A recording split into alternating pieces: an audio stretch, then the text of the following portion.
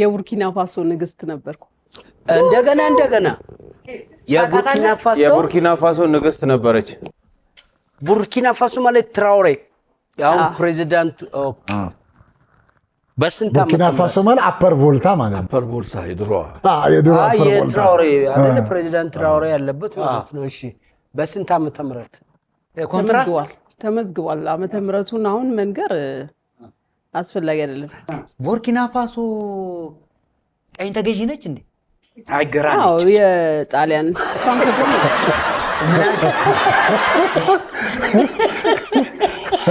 ወይዘይ ቀኝ ግዛት የሚለው ቀኝ ግዛት አይደለም ብዙ ጋዜጠኞች ቀኝ ገዢ ቀኝ ተገሰ ይላሉ ቀኝ ነው የሚባለው ቀኝ ነው እንዴ አዎ ቀኝ ግዛት ነው የሚባለው መስተካከል ያለበት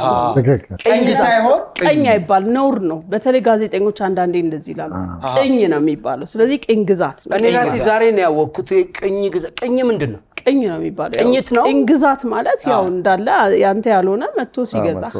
የቃኘሽው ቦታ እየዞርሽ ኦኬ ጥሩ ነው